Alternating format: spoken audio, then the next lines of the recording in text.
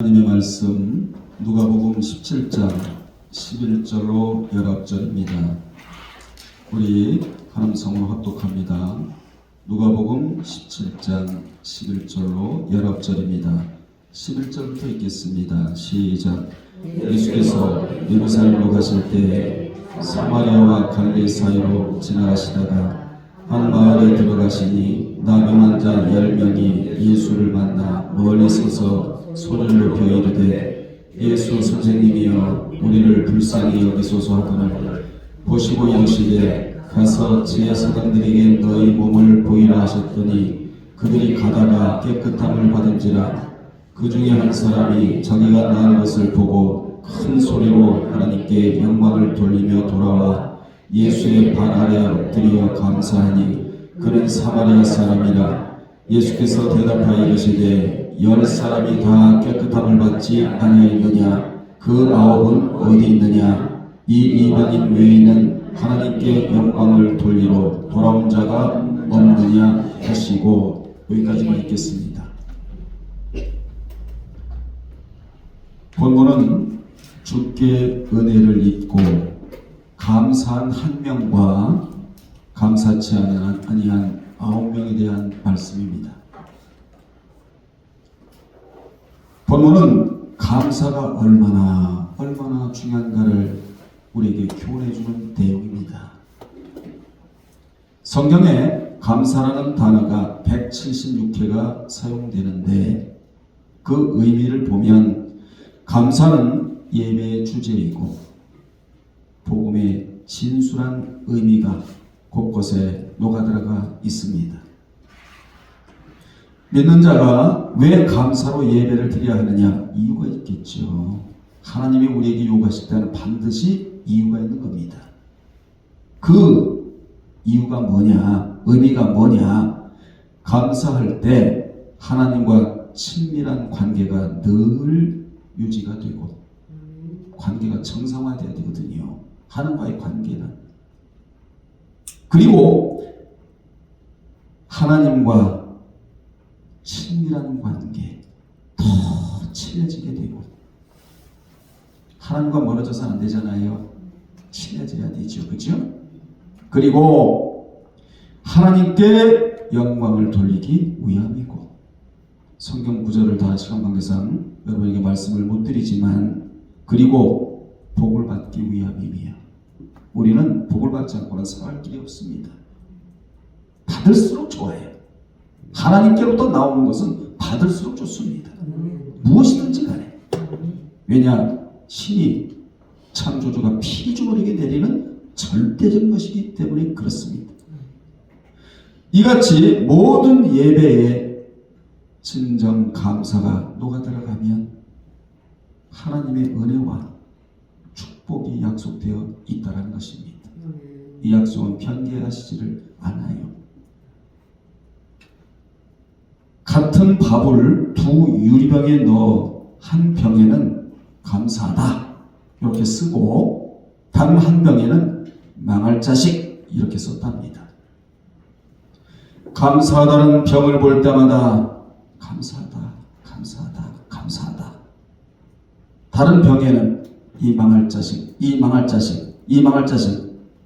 한 달 후에 감사하다는 말을 들은 밥은 발효가 참 되어 향기로운 누룩 냄새가 났지만 망할 자식이라고 한 밥은 썩어서 악취가 진동을 했답니다. 이같이 감사는 좋은 에너지를 만들지만 불평은 나쁜 에너지를 만들어낸다는 것을 실험으로 밝혀진 거예요. 감사를 많이 하는 사람은 짜증내고 불평하는 사람보다 훨씬 건강하고 행복합니다. 감사지수가 높을수록 건강지수도 높아지고 행복지수도 높아지게 마련이에요. 여러분은 건강지수를 끌어올리고 행복지수를 끌어올리는 분들이 되시기를 바랍니다. 인도 사람들의 속담에 보면 호랑이를 왜 만들었느냐고 하나님께 투정하지 말고 하나님이 호랑이 날개를 달아주지 않은 것에 대해서 감사하라 라는 속담이 있습니다. 만약에 하나님이 호랑이에게 날개를 달아주셨다면 호랑이를 피할 자가 있겠습니까? 얼마나 많은 사람이 피해를 입었겠습니까? 이같이 감사는 고난이 와도 감사요, 환난이 와도 감사요, 역경이 와도 감사요. 감사는 의무사항이에요.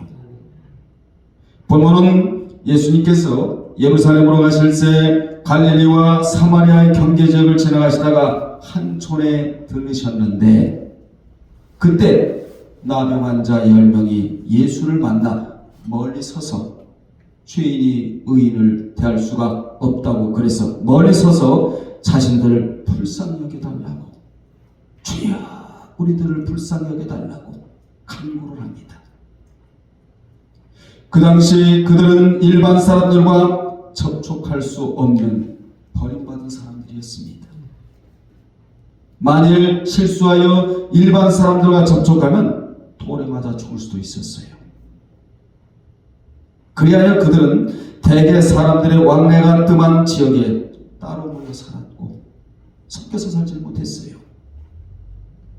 또 사람이 오면 스스로 피했다고. 이게 그 당시의 배경이에요. 그래서 본문에 10명의 나병 환자들은 감히 예수께 가까이 가지 못하고 멀리 서서 우리를 불쌍히 여겨달라고 할 말은 이것밖에 없었습니다. 우리를 정말 불쌍히 여겨달라고 부르짖었어요. 여기 불쌍히 여겨달라는 말 속에는 어떤 의미가 들어가 있느냐? 자신들에게 긍휼을 베풀어 주실 분은 사람이 아니라는 것입니다. 우리 주 예수 그리스도 당신 한 분뿐이다, 이런 의미가 들어가 있고, 자신들을 깨끗하게 정화시켜 달라는 의미가 여기에 들어가 있고, 우리는 질병도 깨끗하게 정화가 돼야 되지만 인격도 정화가 돼야 돼요. 고난이 들어오면 인격을 정화시키는 요소가 바로 고난이거든요. 그래서 고난에는 의미가 있고 고난 뒤에 영광이 있다는 말이 바로 그 말인 것입니다. 여기서 중요한 것은 그들은 비록 몸은 나병 환자였지만 입술은 그런 환자가 아니었다는 것입니다. 여러분들이요, 우리가 세상을 살아가면서 몸은 병들 수 있지만 마음과 입술만은 병이 들면 안 됩니다. 이 교훈을 주고 있는 겁니다. 마음이 병들면 진리를 담을 수가 없어요. 마음이 병든 자는 진리를 담을 수가 없습니다. 여러분 마음속이 왜 귀합니까? 하나님이 여러분 마음속을 감찰하시고 들여다보시면서 왜 귀하다고 하시는 줄 아십니까? 진리가 마음에 담겨있기 때문에 그렇습니다. 진리를 담을 수가 없습니다. 입술이 병들면 감사가 사라져버립니다. 기도가 나오지 않기 때문에 그래요. 그러므로 최고의 병은 마음과 입술의 병이 최고의 병이에요. 마음이 살아있고 입술이 살아있다면 어떤 병이든 치유받지 못한 병은 하나도 없는 것입니다. 이렇게 그들이 주께 요청을 드리자 예수께서는 그들의 부르짖음을 들으시고 그들을 향해 이렇게 말씀하십니다. 가서 제사장들에게 너희 몸을 보이라, 이렇게 말씀하세요. 14절에 즉각 응답이 됐죠? 여러분의 음성이 하늘에 상달이 되면 응답이 떨어져요. 공중에서 잡동사니 취급당하면 안 된단 말이에요. 이는 그들이 치유될 것임을 말씀하신 거예요. 왜냐하면 나병 환자는 병이 치유되면 제사장의 확인 절차를 통하여 정상이다 라고 판명을 받아야 하기 때문에 그렇습니다. 그것이 율법이었어요. 법이었다 이 말이에요. 그들은 주님께서 말씀하신 대로 제사장에게 가서 자기의 상태를 보이려고 가다가, 성경 보세요. 가다가 누구 말씀을 듣고 주님의 말씀을 듣고 가다가 무슨 말씀을? 너는 가서 제 사람들에게 너희 몸을 보이라는 말씀을 듣고 믿음으로 들었다는 것이지요. 이 말씀을 듣고 갈 때에 세상에 가다가 길에서 깨끗함을 받았다. 가다가. 이는 마태복음 8장 5절로 12절에 나오는 백부장의 하인이 중풍병으로 집에로 몹시 괴로워하자 그 백부장이 하인을 위해 주님께 간구하였는데 그때 주님이 내가 가서 고쳐주리라 라고 말씀하시자 백부장은 주님 오실 필요가 없습니다. 나에게도 하인이 있고 내 위에도 상사가 있는데 상사가 나더러 일어나 하면 나도 이럴 것이고 내 밑에 하인이 내가 명령하면 이렇게 할 것입니다. 그러니 말씀만 하셔도 내 하인이 낫는다고 하자. 주님은 이스라엘 중에도 이만한 믿음이 없는데 너는 믿음이 좋다고 하시면서 가라. 내 믿음이 하인의 병을 고칠 것이야. 내 믿음대로 될 것이야. 하시니 그 즉시 하인이 나음을 입었다고. 주님이 말씀하시면 안 되는 게 없습니다. 같은 케이스예요. 여기서 우리는 중요한 교훈을 깨달아야 합니다. 여러분이 교회에 오셨잖아요. 교회에 오셔서 말씀을 잘 듣고 그 들은 말씀을 믿고 돌아가는 것이 얼마나 중요한가를 깨달아야 되는 거예요. 따라합시다. 믿고 가야 뭐가 일어난다? 기적이 일어난다. 역사가 일어나는 거예요. 사실은 우리가 안 믿고 돌아가요.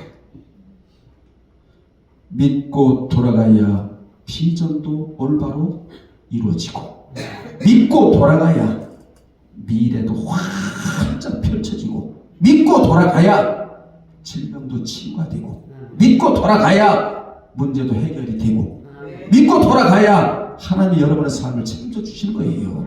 믿고 갔대. 믿고 또 말씀드리지만 오늘날 이것이 안 되고 있는 거예요. 지금요 여러분. 믿고 돌아가지 않으면 세상적인 강연을 듣고 가는 거나 마찬가지예요. 여러분 강연도 얼마나 깨달음이 많고 도전도 되고 은혜가 됩니까? 나름대로? 우리 지금 강연 들으러 온 게 아니에요. 하나님의 생명의 말씀을 들으러 온 거예요. 여러분이 지금 설교를 들으러 온 거란 말이에요. 강연이 아니란 말이에요. 지긋지긋한 문제에 여러분 이거 달고 살래요? 믿고 가다가 깨끗함을 입었대요. 이 말씀을 헛소리 듣지 마시란 말이에요. 자, 그들이 여기까지는 너무 잘했어요. 그죠? 여기까지 잘했는데 그들은 죽을 자리에서 주님을 만나 살 길을 잃어버렸어요. 살 길을 찾았다 이 말입니다. 여기까지는 잘했어요. 여러분 보십시오. 그들은 똑같은 날 똑같은 시간에 똑같은 병으로부터 똑같은 주님을 만나서 치유를 받았어요. 환경이 똑같아요. 편차가 있는 게 아니에요. 그런데 여기서부터 문제가 발생을 합니다. 자신들의 병이 나은 것을 확인한 10명의 나병 환자들 가운데 9명이 유대인들이에요. 이 유대인들은 무엇을 못하고? 감사치를 못하고 그대로 자기의 길을 갔고 우리는 자기의 길을 갈 자들이 아니에요.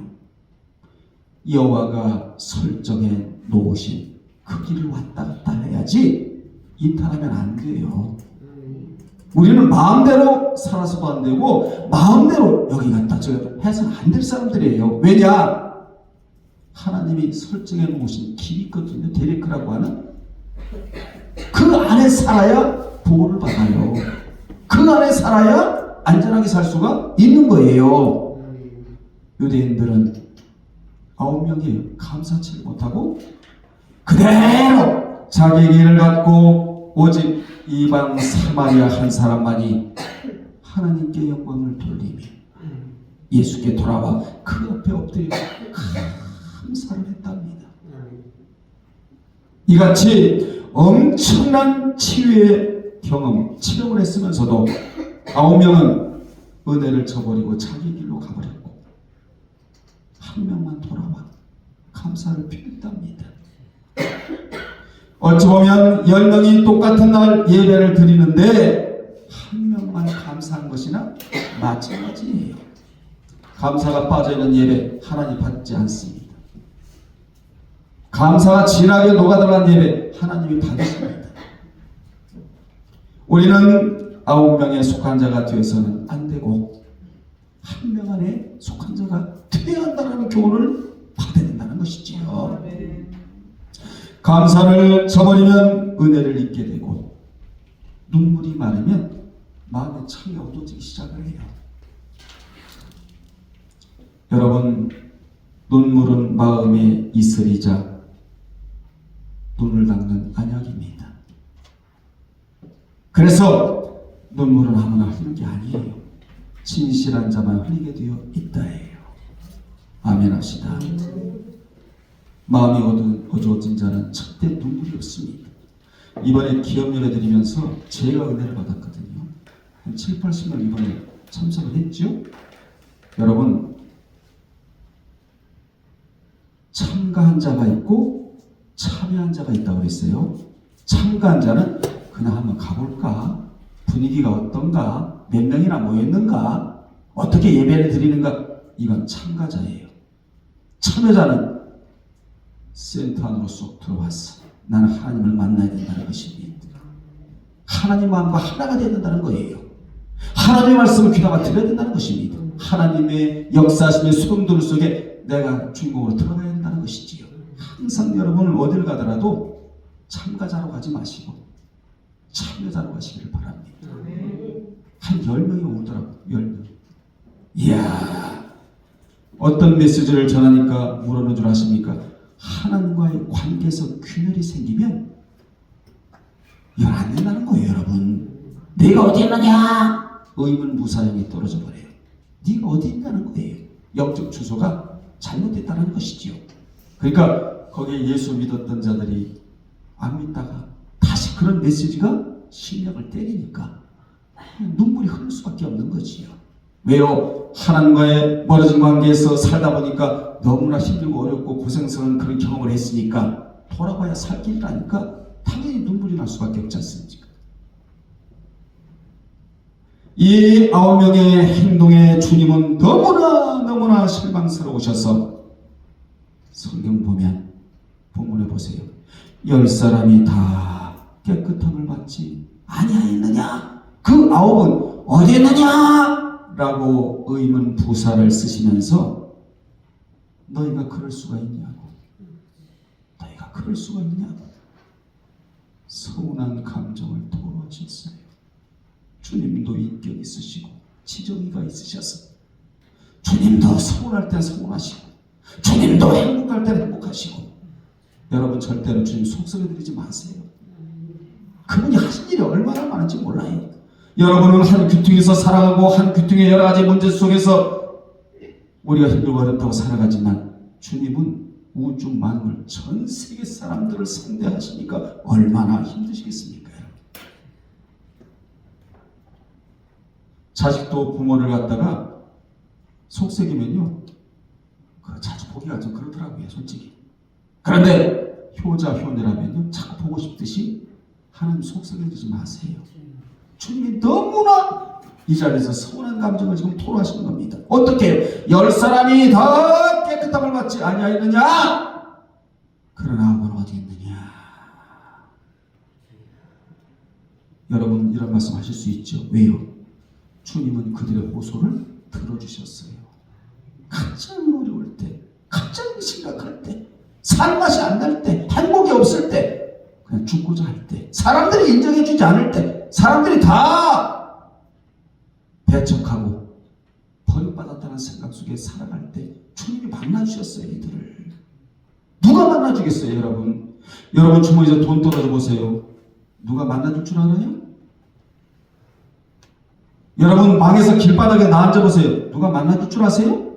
그런데 주님만은 만나주셨다 이 말이에요. 여러분, 주님이 만나주셨으니까 당연히 서운한 감정을 토로하실 수가 있지 않겠습니까? 그렇다면 주님의 이 말씀이 의미하는 바가 무엇이냐? 우리는 추수감사절을 앞두고 이 말씀의 의미를 깊이 생각해 보아야 한다 그 말입니다. 그냥 추수감사 예배를 드릴 것이 아니고 의미가 있는 예배를 드려야 한다는 것이지요. 뭘 갖다 앞에다 놓고 예물을 드리고 이게 다가 아니라는 거예요, 여러분. 의미, 왜 내가 추수감사 예배를 드려야 하는가에 대한 의미를 깊이 깨닫고 드릴 때 하나님의 예배를 깊이 받으시면 안 되는 게 뭐가 있겠냐 말이죠. 이게 중요한 거 아니겠어요? 앞에다 쌀을 싸놓고 과일을 싸놓고 이것도 중요하지만 더 중요한 것은 왜 내가 추수감사 예배를 드려야 하는가에 대한 의미를 깨닫고 드려야 된다는 것이죠. 우리가 하나님의 은혜를 입은 자로서 마땅히 감사를 하고 사느냐는 거예요, 여러분. 감사는 그분을 향한 영적인 처신이자 도리예요. 아멘. 영적으로 하는 최고의 처세술은 감사예요, 감사. 세상에서도 도리를 다하고 처세술이 뛰어난 자가 성공을 합니다. 여러분, 처세술이 무엇입니까? 세상일 또는 사람과의 관계를 풀어가는 수단과 방법을 처세술이라고 말하고 있거든요. 교우 간에도 서로가 도움을 받고 교우 간에도 서로가 나에게 유익을 주었다면 여러분 감사하다고 살해하고 그게 마땅한 도리 아닌가요? 아멘. 우리는 주님 앞에서 영적인 처세술을 잘해야 돼요. 그래야 복을 받습니다. 최고의 처세술은 뭐냐? 그분을 서운하게 해드리면 안 된다는 것이지요. 하나님을, 예수님을, 성령을 행복하게 해드리세요, 여러분. 그분을 서운하게 해드리면 우리에게 유익되는 게 하나도 없습니다. 우리는 이것을 망각하고 생각하고 있다고 지금요. 나만 서운하다는 거야. 나만 서운하다는 거야. 그분을 영화롭게 해드리면 일생에 이어지는 생애 주기가 형통케 된다는 겁니다. 여호수아 1장에서 이걸 가르치고 있는 거 아니에요? 그러면 본문을 나누어 생각해 보면 다음과 같은데, 첫째, 10명 중에 1명만 감사했답니다. 10 중에 9은 1명에 비해 절대적 다수였다. 여러분, 하나님은 다수를 좋아하시지를 않아요. 하나님은요, 은혜가 있고 은혜를 잊지 않고 감사하고 하나님 뜻대로 살려고 몸부림치는 자 한 사람을 더 좋아하세요. 아멘. 10,000명이 있고 10,000명이 있는데 하나님 뜻대로 살지도 아니하고 말씀대로 살지 아니한 10,000명이 있다. 한 명이 하나님 뜻대로 살아 그 자에게 관심이 있다는 사실을 기억을 해야 된다 이 말이에요. 하나님은 집단을 요구하지 않아요.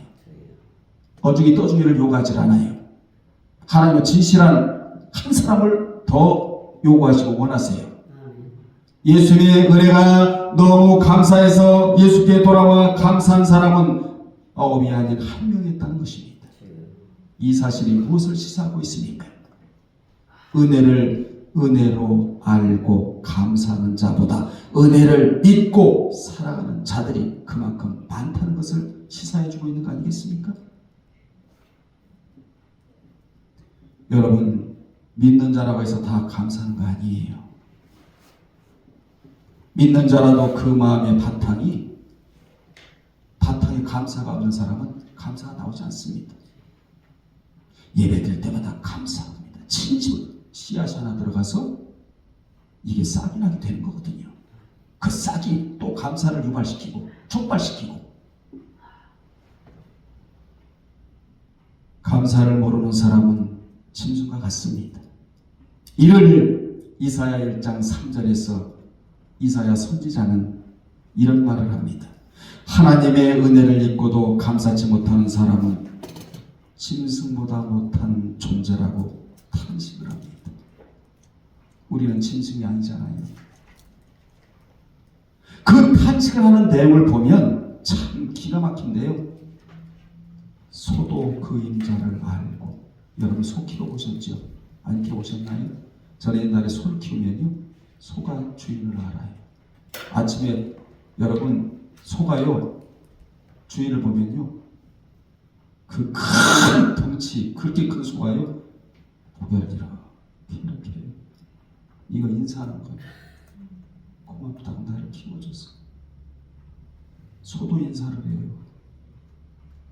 그 전에요 한평에 갔더니요 목사라고요 그 우사에 그 소 키우는 영감님이 집사예요. 80이 넘으셨는데 목사님 들어오셔서 기도 좀 해주세요 그러더라고요. 그래서 들어갔어요. 아무도 우사에 뒤로 보내는 사람도 없고 들어오라고 안 된다는 거예요. 근데 목사라고 와서 기도해라. 근데 기도하려고 그러니까 목사님 하나 조심할 게 있어요 그러더라고. 뭐냐 그랬더니 소가 막 살쪄 있고 얼마 가냐 언제 출할 이런 말 절대 하시면 안 됩니다 그러더라고. 왜요 그랬더니 소가 들으면요 그대로부터 밥을 안 먹는데 소에 시험 들어가지고 절대 그런 말씀 하시면 안 돼요. 그냥 기도만 해주세요 그러더라고. 소가 잘 자랐다든가 몇 천만 원 갈 거라든가 한 1년 후에 팔려갈 것이나 이런 말 하면 안 돼. 그때부터 눈물을 줄줄 흘리는데 소가 밥을 안 먹는데. 여러분 이게 그 말이에요. 소도 주인을 알고 소도 주인의 말을 알아듣는데 하나님께서 택한 선민이 이스라엘 백성들이 말을 못 알아듣는다고 탄식을 해야지 이사야가. 그리고요 또 하나 보세요. 나귀도 주인의 구유를 아는데 이스라엘은 하나님의 은혜를 알지 못하고 나의 백성은 깨닫지를 못한다고 탄식을 합니다. 여러분 이사야 1장에 나와 있는 말씀 하나님의 고발장이에요. 하나님이 온 인류에게 고발하시는 내용이에요. 지금 이게 고발장. 여러분 이런 고발장을 접수받아서 생각해 보십시오. 그러면 그렇게 은혜를 모르는 자들이 결국 누구냐? 자세히 나오죠 밑에. 하나님 앞에 외식으로 보이러 오는 자이고 또요 하나님의 마당만 밟고 가는 자들이에요. 한마디로 말하면 신앙의 건달들이에요. 부평초마냥 떠돌아다니는 자들, 말씀에 전혀 관심이 없는 자들, 진리를 모르는 자들, 마당만 밟고 지나가는 자들이 있다. 우리는 절대로 교회 와서 마당만 밟고 지나가서는 안 됩니다. 아멘. 정말 살아있는 말씀을 내 말씀을 알아듣고 믿음을 갖고 돌아가야 된다는 것이에요. 여러분이 신앙생활을 하면서 진리를 붙잡고 그 안에 어디 안에 진리 안에 나를 장착시킨다는 것보다 더 중요한 것은 없습니다. 진리를 붙잡는 것이 여러분의 인생에서 가장 안전한 것이다. 인생살이는요 다 위에서부터 내려오는 가운데 있는데 다 위에서 내려오잖아요. 여러분 만약 비가 내리면 말씀이라는 우산을 쓰면 되는 거예요. 아멘. 천둥이 치면요 성경 속으로 파고 들어가면 가장 안전해요. 성경 안으로 들어가면 되고 지진이 나면 순간 책상 밑으로 들어가면 안전해요. 하듯이 안전하게 피할 수 있는 방법이 뭐냐? 진리 안으로 들어가면 된다는 것입니다. 진리를 붙들고 살면 나를 가장 안전한 곳에 가져다 놓은 것이나 마찬가지다. 여러분이 감사하고 복을 받고 산다는 것은 내가 진리 안에다가 나를 장착시켜 놓았다는 증거예요. 아멘 합시다. 이 일이 그냥 되는 건 아니에요. 내가 인내하면서 희생을 지불하고 진리를 살았기 때문에 이렇게 내가 살아갈 수 있다는 것입니다. 이것은 몇십 년 신앙생활에 해서 되는 것은 아니에요. 늘 주님을 향한 감사가 있어야 된다는 것입니다. 축복은 감사한 양만큼 주어지는 게 축복이에요. 우리는 지금까지 하나님의 은혜를 너무 크게 입었어요. 아멘 합시다. 은혜 중에 가장 큰 은혜가 무엇입니까? 구속의 은혜입니다. 이 이상 더 큰 은혜는 없습니다. 하나님은 주로 말미암아 영적 나병에 걸려 죽어있던 나를 구원하기 위해 독생성자 예수 그리스도를 십자가에서 희생시키셨어요. 그 희생으로 말미암아 우리를 자녀 삼아 주시고 이제 창성한 아들이 되라고 재세 기간을 충분히 남겨두신 하나님이에요. 이 진리를 모르면 진정 감사가 나오질 않습니다. 이를 로마서 1장 21절에 보면 하나님을 안다고 하면서, 여러분 하나님 아시죠? 하나님을 안다고 하면서 그분을 영화롭게 하지 않고, 하나님을 안다면 바로 그분을 영화롭게 해드려야 돼요. 그게 다윗은 하나님 앞에 감사드리고 송축하고 높여드리고 축복해드리고 이런 고백을 서슴없이 한단 말이지. 그렇습니다. 하나님을 안다는 자는 하나님을 영화롭게 해드려야 돼요. 아멘 합시다. 영화롭게 해드리지 않으면 감사치도 않게 되고, 그러면 어떻게 되느냐? 생각이 허망하여져서 그 마음이 어두워진다고. 여러분 마음이 어두워지면요, 뭐가 어두워져요? 생각까지도 어두워지고, 그렇게 어두워지니 감사가 실종되는 거예요. 절대로 감사는 실종되면 안 돼요. 특히 구약에서 은혜를 모르는 백성들의 문제는 뭐냐? 이른 비와 늦은 비의 은혜를 몰랐다는 것입니다.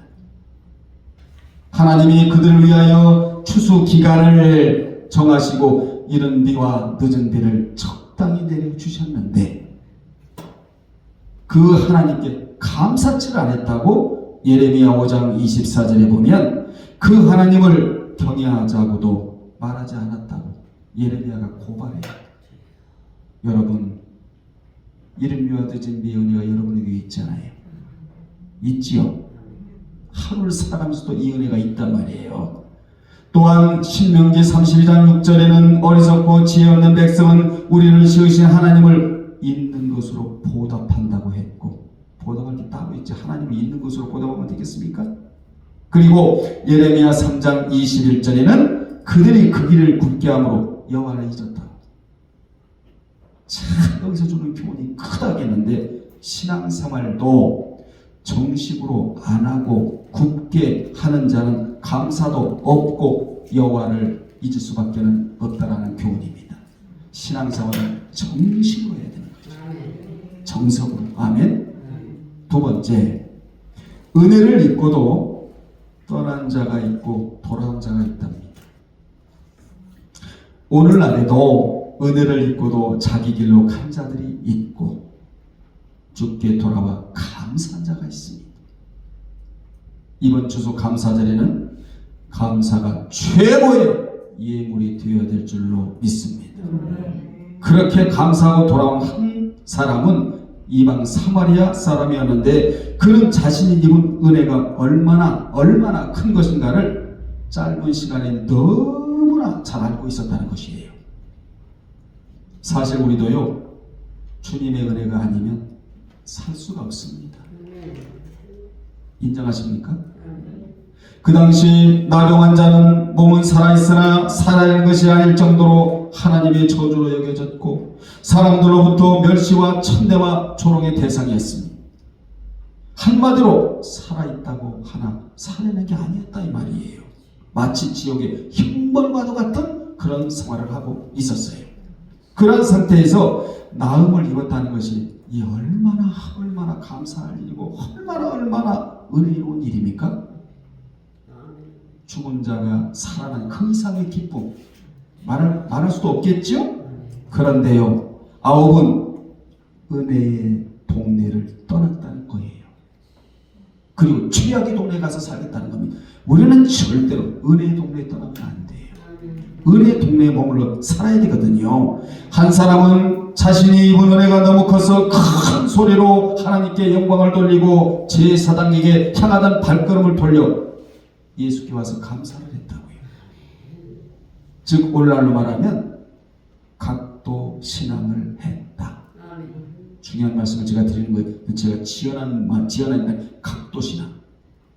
해바라기가 해를 바라보듯이 여러분의 눈의 시선 처리가 세상에 머물러 있으면 안 돼요.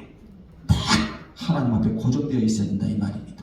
이 각도 신앙이 누가 다니엘이 각도 신앙을 했다 이 말이죠.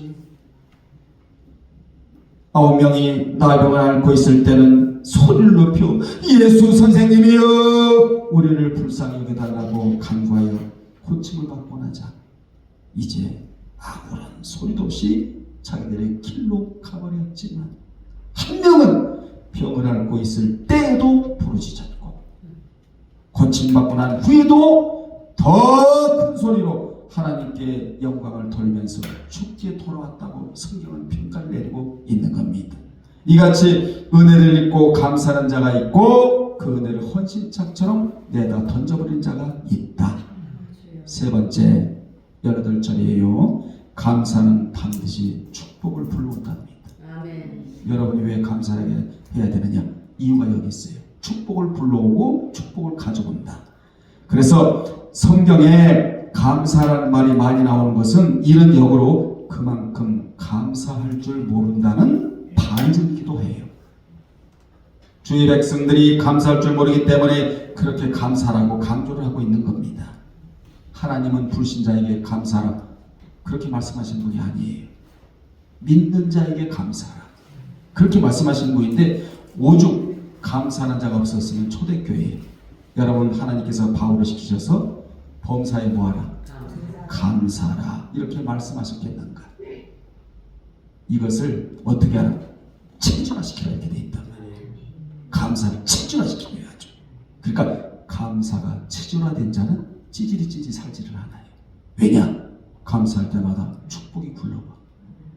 크게 아멘해. 찌질이 살지를 않아. 감사가 축복을 불러오고 축복을 가져오니까 말이에요. 여러분이 감사를 체질화만 시킨다면 매일매일 축복을 보너스로 받게 되는 겁니다. 그러므로 주께 보너스를 타려면 뭐 해야 돼요? 감사하면 돼. 감사. 사실 예물도요 하나님께서 주신 것을 감사함으로 도로 드리는 것이 이게 예물의 개념이자 정의거든요.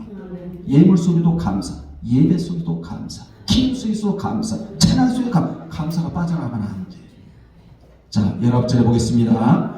19절은 감사한 자에게 주어진 최고의 축복의 메시지. 예수님께서는 주님께 감사하기 위하여 돌아온 사마리아인을 향하여 일어나 가라 내 믿음이 너를 구원하였느니라 이렇게 축복해 주셨어요. 이렇게 말씀하신 의미가 뭔 줄 아십니까? 너는 육으로는 물론 영으로도 구원을 얻었다. 최고의 메시지. 사실 구원 얻는 것이 최고의 축복이잖아요. 주님은 너에 비해 9명은 6만 구원 얻고 끝났다. 그들이 부르짖어 긍휼의 은혜를 입었으면 못하느냐? 그들은 육으로 끝났다. 너는 성령으로 시작했다가 성령으로 끝나는 자다. 어마어마한 메시지. 9명은 성령으로 시작했다가 육으로 마친 자다. 갈라디아서 3장 3절의 말씀을 지금 주님이 하고 계시는 거다 그 말입니다. 그렇습니다. 9명은 안타깝게도 성령으로 시작했다가 육으로 마친 케이스이다. 예수님은 그들이 육으로는 고침을 받아 깨끗함을 입고 영으로는 구원 얻기를 원하셨지만 그들은 다시 옛 모습으로 불쌍한 상태 육으로 돌아가고 말았다는 것입니다. 우리는 앞으로 천국에 갈 때 여러분의 묘비에다가 무엇이나 쓸 것인지를 깊이 생각하면서 하루하루를 살아야 돼요. 사도행전 13장 36절에 보면 하나님이 다윗의 묘비에다가 묘비용을 써주시는데 그 내용이 뭔지 아십니까? 다윗은 당시에 하나님의 뜻을 따라 살다가 잠들어 그 조상들과 함께 묻혀 썩음을 당하였다. 부활할 것이라는 비문을 새겨주셔서 다윗의 뭐에다가 비석에다가 묘비용을 이렇게 새겨주셔서 다윗과 같이 하나님의 뜻을 따라 섬기는 자에게는 이같이 해주시겠다고 하나님이 약속해 주신 거예요. 아멘. 이 비문이 사도행전 13장 36절의 비문이 여러분들의 비문이 되어야 한다는 것입니다. 나는 죄악된 세상에서 그래도 하나님의 뜻을 따라 살다가 잠든다. 반드시 나는 첫째 부활에 참여하게 될 것이다. 자, 조금만 더 마치겠습니다. 주님은 너무 속이 상하셔서 사마리아인이 돌아보자 그를 향하여 그 9은 어디 있느냐? 라고 의문 부사를 사용하시어 질문하셨는데 그렇게 질문하신 의미는 그들이 다시 돌아와 영원히 구원 얻기를 원하신다는 의미가 여기 들어가 있는 거예요. 그런데 인간은 자유의지가 있어서, 자유의지가 있기 때문에 주님이 강제로 하실 수가 없는 거예요, 여러분. 그들은 그대로 성경 속에서 영원히 사라진 자들이 되었다. 오늘도 주님은 다수를 향해서는 아홉은 어디 있느냐? 이렇게 주님이 말씀하시고, 소수를 향해서는 내 믿음이 너를 구원하였느니라 이렇게 말씀하시는 주님이에요. 아홉에게 주시는 메시지와 단 한 명에게 주시는 메시지가 전혀 달라요. 내 믿음이 너를 구원하였느니라, 이 메시지가 여러분 앞에 떨어져야 된다 그 말입니다. 아홉은 어디 있느냐? 이런 메시지가 떨어지면 그 불행한 사람이거든요. 결론 내리겠습니다. 우리는 주님으로부터 상상을 초월하는 은혜를 입었어요. 은혜 안 입은 자가 어디 있겠습니까? 주님의 은혜로 죽은 자가 산 자가 되었다는 것이지요. 우리는 나인성 과부의 아들이 죽어 관에 넣어져 무덤으로 가다가 주님을 만나 살아났던 자와 같은 은혜를 입었어요. 그러므로 우리는 본문에 나온 한 사람처럼 마음의 감사를 품고 살아야 한다. 아침에 눈 뜨면 생명의 연장을 받았기에 감사하고, 호흡할 수 있어 감사하지 않습니까? 여러분 간밤에도 눈을 감은 자 얼마나 많겠습니까? 세상에 요즘은요 나흘 짝을 안 되잖아. 화장대에 화장할 사람들이 너무나 많았어. 그래도 우리는요 생명을 연장시켜 주셔서 감사하고, 그래서 마지막에 굳이 감사를 하고 산다면 동쪽을 보면 서쪽에 대해서 감사하고, 아멘, 남쪽을 보면 북쪽에 대해서 감사하고, 이런 감사의 조건을 일부러 만들어서라도 여러분이 살아야 된다 그 말입니다. 기도하겠습니다. 아버지 하나님 감사합니다. 이리 봐도 감사요, 저리 봐도 감사요. 모두가 감사의 조건들 뿐입니다. 무엇보다 재생기간을 남겨주셔서 천국의 기업을 하나하나 준비할 수 있는 은혜를 주심을 감사드리나이다. 이번 추수 감사 주일에는 감사가 최고의 예물이 되게 도와 주옵소서. 예수님의 이름 받들어 기도드리옵나이다. 아멘.